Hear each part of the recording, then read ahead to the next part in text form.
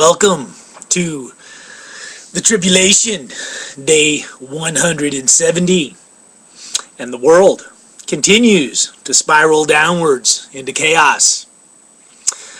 But today is a new day and a new dollar. But that's only if you have a job. You have a chance to earn that dollar. Otherwise, you're like the rest of us, unemployed, broke, and wishing you had a dollar. You know,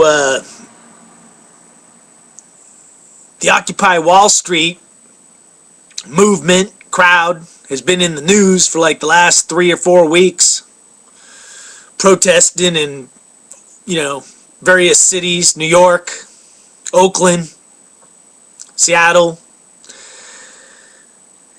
and, that's all good, even though I think it has the potential to get chaotic.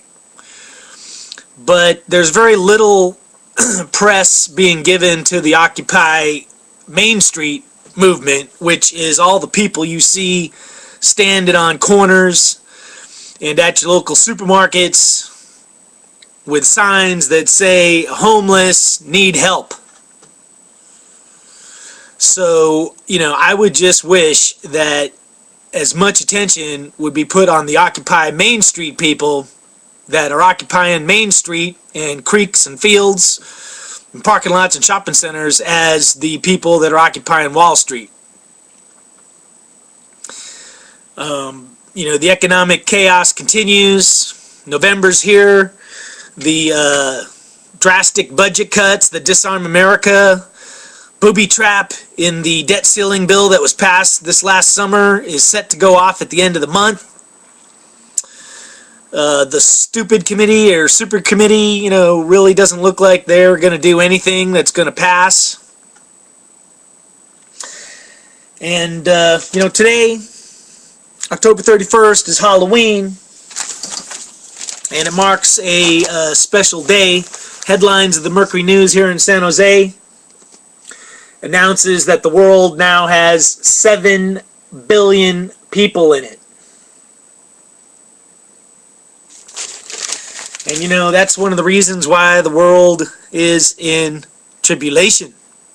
Because all the systems that we have had in place and the way that humans have gone about living their lives are all non-sustainable in a world of 7 billion people. So change is coming. That's the transformation. One way or another, it's got to change. Because if things don't change, then, it's time to thin the herd. Because that's the way the world currently works, is that if the population of something increases too much, the world and nature has a way of thinning the herd and reducing the population. It could be done in a natural way, through extreme weather, hurricanes, flooding, or through pestilence, disease. The Spanish flu killed millions and millions and millions of people. But the world is kind of due. And millions of people, more people are dying than ever, even though there's more people than ever on the planet. Now, what I'll tell you is there are certain animals and insects that are known as pestilence, and when they go out of control, it's known as a blight, or a plague. So rats fall into this category, and mice, locusts. If you've ever watched the Nature Channel, they've had shows on plagues of locusts where locusts just eat everything for miles around, and they had shows about the mice and rats in Australia, the blight that they had. So, humans at 7 billion and growing, projected to be at 10 billion, before the century's out. If we don't figure out how to live on this planet, then we kind of become a blight, a plague on the planet ourselves. Because if you watch any of those shows, whether it's the rats or the mice or the locusts, there just gets to be so many of them that they consume everything. And then eventually they consume themselves. They literally eat themselves, and then the population's whittled down to where it's back to something manageable. Humans can do the same thing. We can consume everything. You ever see the movie Soylent Green? It's where they find out the crackers the government's providing, it's like they're made out of people. That could be coming. 7 billion people. Speaking of blights, here in San Jose, it's another sunny day. But one thing I've kind of figured out is that for whatever reason, I think we have a blight, a plague of crows and ravens. At least around my house I do. But I mentioned it to a couple of friends and everybody was in agreement. They were like, yeah, there are more crows and more ravens than ever before in the neighborhood. The trees are just filled with them. Now I'm going to put some video up on Operation End Times of the crows and the trees right behind my condo. So if you want to check out that footage, you check out Operation End Times. But I was going to actually do this video blog on my back patio, but the crows, for some reason, because all of a sudden I decided to put that into my video blog, that there's a blight of crows and ravens, all of a sudden they're kind of not there. But anyway, the blight is still there. The crows are everywhere. There's hundreds and thousands of them in all the trees and in the parks. And here at my condominium, they're literally eating the grass. And I thought it was the squirrels that were doing it. And, I got some photos I'll put up, but, man, all the grass in the complex is just being torn out in little chunks. But yesterday, when I came back from the store, I saw 10 crows all standing around together, and I thought, what the heck are they doing? And when I walked up on them, I kind of expected to see maybe like a bag of McDonald's that they were picking at whatever somebody threw on the ground. But to my surprise, they were just plucking up the grass, and there was like a 10-foot circle of grass that had just been completely destroyed. But what I'm going to tell you is that's the sign of a blight, of a plague, is that when there's a mess load of something and they start consuming everything, things that they shouldn't even be consuming. And I'm telling you, I don't know why it's not in the news, but I did some research on the internet, and it seems like California has been having issues with crows and ravens for the last decade or so, that the populations are getting out of control. And now I think that a lot of the farming lands, in the Central Valley and down south, have been affected, either through drought or flooding or just shutting off of the water supplies. So I think the crows that used to live out in farm country are now moving into the urban, suburban zones, and that's what we're experiencing. But what it signals is change. Because that's something that's new. I've been living here at this condo for over 10 years, and there was never this many crows and ravens. And it's kind of ominous,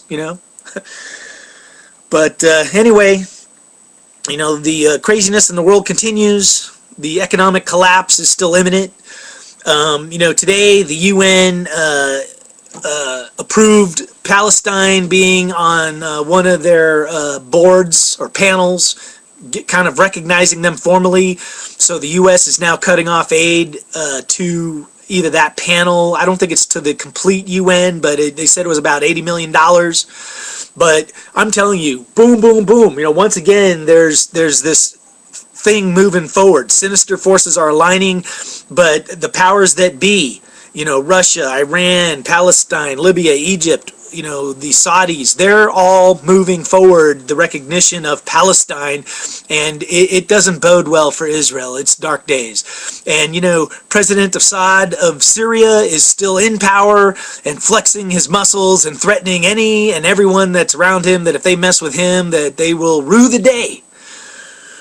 And, once again, I think that, the Middle East is going to be it's already a boiling pot, but I think it's ground zero for, future violence and possibly World War III. Whether it's the Muslim Brotherhood solidifying their power in all the countries that they're having those elections in, Egypt, Tanzania, Libya, or whether it's Iran exerting their influence and taking over Iraq. But I think Assad is also empowered at this point, and I think he's going to play a crucial role in the Middle East, because he kind of claims to be fighting the Muslim Brotherhood. He has the backing of the Christians, and yet he somehow got some ties to Iran. So I'm not sure exactly how it all boils out. But I think as the Middle East takes shape, Assad is definitely a guy to be looking at, because his power grows daily, and he's becoming comfortable being a tyrant, becoming good at it, kind of like a Hitler. Crazy weather all around the world. The east coast of the United States got hit by the blizzard, got volcanoes and flooding everywhere. Expect more. I think November is going to be a busy month. Got a bunch of stuff happening. So anyway, I'm going to go ahead and sign out. Think positive. Try and do something positive.